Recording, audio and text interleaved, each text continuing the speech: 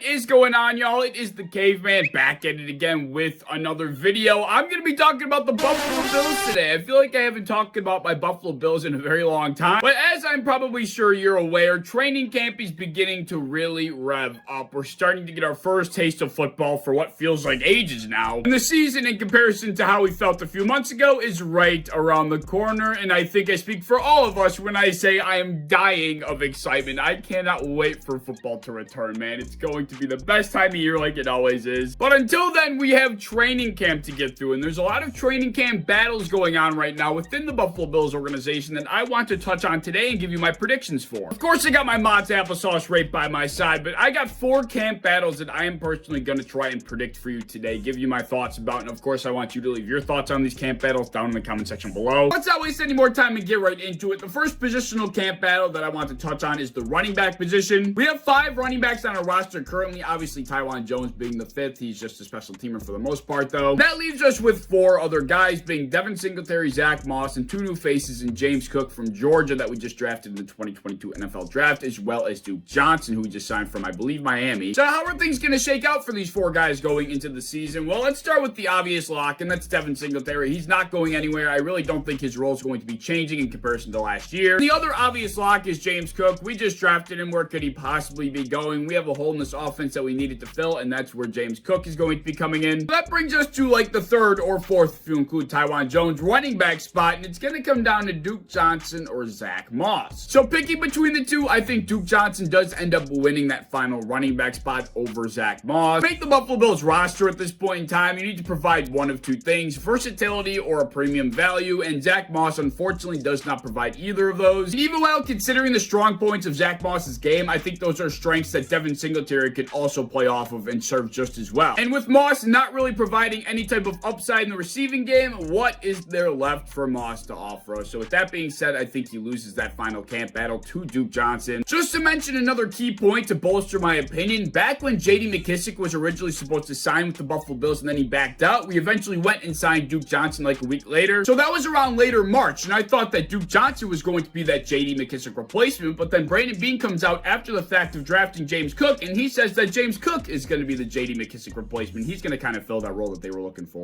Given the timing of when we signed Duke Johnson and knowing that he's not that J.D. McKissic replacement, he was not brought on this team to simply be a camp body, at least in the eyes of myself. He ran extremely hard for Miami at the end of last season. He's also a solid receiving back, not to mention he had some experience in the return game. So if you weren't already convinced originally that Duke Johnson was going to be taking that spot, then there you go. The next positional camp battle that I want to touch on is the slot wide receiver camp battle. This one is going to be a tough one to try and predict. We got Jameson Crowder, Isaiah Mckenzie, and even a little bit of Khalil Shakir mixed in there. Obviously, the starting role for this position is going to come down to Jameson Crowder and Isaiah Mckenzie, but if I'm being 100% honest and non-biased, I do think this should end up going to Jameson Crowder. It is to be noted that Jameson Crowder has missed the first few days of camp with what I believe was some tightness on the injury report. So with that news put to the side, it does hurt me to say this, but I think this is only a camp battle because Isaiah Mckenzie is Isaiah Mckenzie. He's a well-known locker room presence. Everybody loves the guy. He spent extremely vital time with the Buffalo Bills, but when it comes down to 2 players individually for who they are, Jameson Crowder is the better wide receiver. No ifs, ands, buts about it. Hypothetically, if Isaiah Mckenzie was also a new face around here similar to Jameson Crowder, I don't think there'd be a battle whatsoever. It would be Jameson Crowder's job 100%. Crowder is just far more experienced. He's seen a large workload in the past, and he's also handled a large workload in the past many of times. Jameson Crowder's lowest target share in his entire career would beat Isaiah McKenzie's highest target share in his entire career. I mean, it just does not compare. And I think there's been at least 4 seasons in Jameson Crowder's career where he's seen upwards of 90+ targets. And he's been his team's leading receiver a number of times, both on New York and Washington. I mean, like I said, the 2 guys just do not compare. It's unfortunate for Isaiah McKenzie that we brought in a guy like Jameson Crowder knowing how experienced he is. One solid game against the New England Patriots where Bill Belichick refused to change his game plan for some reason is just not enough to hand him the keys to one of the most important roles on this offense. Not only did Cole Beasley serve a role that was vital to Josh Allen's development, but also served a role that was vital to Josh Allen's game on a week-to-week basis. That slot wide receiver role is relied on by Josh heavily, and I would just trust a guy like Jameson Crowder, regardless of the short time that he's been here, to serve that role a lot more than I would trust Isaiah McKenzie. So I think Jameson Crowder is going to win that battle, and not to pour more salt in the wound, but I think Khalil Shakir is going to eventually be seeing some targets in the second slot wide receiver position, cutting into McKenzie's snap share as well. Long story short, so long that Jameson Crowder can stay healthy, this is going to be his role, and I really can't see a justification for otherwise. I understand that they're the ones at training camp, they're the ones seeing the guys, but I just don't see how these players compare whatsoever. So we'll see how that all plays out. Let's move into our third camp battle that is worthy of keeping an eye on, and that is going to be the kick/punt returner. This was a position last year that we could not figure out for our lives. Unlike the first two battles, I truthfully have no idea who's going to come out on top. We got Isaiah Mckenzie, and this makes Khalil, Shakir, Davon, Austin, and Marquez Stevenson. Hell, maybe even Micah Hyde and Duke Johnson come into this conversation eventually down the road as well. There was one guy I could write out of this conversation out of the four. It's going to be Marquez Stevenson. He had his opportunity last season when Isaiah Mckenzie was kind of slipping from that role, and I don't think Stevenson sees that opportunity well whatsoever. Unlike a lot of other positions in the NFL, at least in my opinion, with return men, you either got it or you don't. Marquez Stevenson had the opportunity to show that he had it, and he did not show that. I don't think this is a role that you need to necessarily develop into. Some guys are just made for it. Some guys are just built for it, and you can tell that right off the bat. And Marquez Stevenson did not give any indication of him being the guy. So that leaves us with the age-old veteran Davon Austin, Isaiah Mckenzie, and Khalil Shakir. To be honest with you, I think this is going to be something that Isaiah Mckenzie does take away. I don't think he's going to lose the slot wide receiver role and the kick returner role. Now, I'm not sure if it's something he necessarily deserves over Khalil Shakir and Davon Austin, but we're not going to be cutting, releasing, trading, whatever it may be, Isaiah Mckenzie. We're not getting rid of him. He's going to be on the Bills roster next season, and I'm pretty sure of that. It's like if Mckenzie doesn't earn the starting role for punt/kick returner, and he doesn't earn the starting role for slot receiver, what is he really going to be doing? I think the whole gadget guy ship has sailed for him. Like I said, I just don't see him getting cut, and this is one way to justify keeping him on the roster. So if you couldn't tell by my tone of voice and the way I'm talking about Isaiah Mckenzie, I do think his position, his role on this team is slowly fading away, and I might even personally cut him if I was in Brandon Beane's position. I just don't think they're going to. With that all being said, Mckenzie wins the return man job. I think Khalil Shakir will be the second man up in that slot, kind of like the Marquez Stevenson, Isaiah Mckenzie dynamic they had last season. I think it's going to be the same thing except with Khalil Shakir and Stevenson's spot. Unfortunately for Davon Austin, that will mean he will be out the door, at least as far as the initial 53-man cuts go. Now that brings us to the last battle, being the punter/holder camp battle between the Matt Araiza and Matt Haack. And this one is extremely simple for me. We did not draft Matt Araiza, who was supposed to be the best punter in this draft class, although he was not drafted as such, just to go and cut him for Matt Haack, especially considering Matt Haack had a relatively shaky season last year. The only thing that was making people think that this was actually going to be a battle was the holding. Matt Haack is apparently a superior holder. I think come with time, Matt Araiza is going to be able to prove that he's a good enough punter and he can hold well enough to earn this position. Matt Haack wasn't so shaky and so inconsistent last season. I would actually consider this a fight, but like I said, the way that Matt Araiza has supposedly been punting in camp and the way that he was punting in college, the film that he put out, I mean, it's just hard to imagine that he's going to lose this. Once training camp is over and he gets some preseason reps in for holding on PATs and field goals, he's going to have it down in no time, and then we're going to have the most badass kicker/punter duo in the entire NFL. But yeah, that will wrap things up. Those are my opinions, my thoughts on the 4 camp battles that I wanted to touch on in today's video. It felt good to talk about the Bills again. It's been a little bit of time before I had done so, but the season is drawing closer and closer, and I cannot wait to be ramping up the content. So if you enjoyed, guys, please stick around for the future, and as always, if you enjoyed, please like, subscribe, do all the fun stuff. If you want to hit the bell to be notified when I upload, I'd appreciate that. You want to go over to Twitter, follow me over there, I'd appreciate that as well. I have a TikTok down in my description that I think you should check out, and I hope to see you in the next one.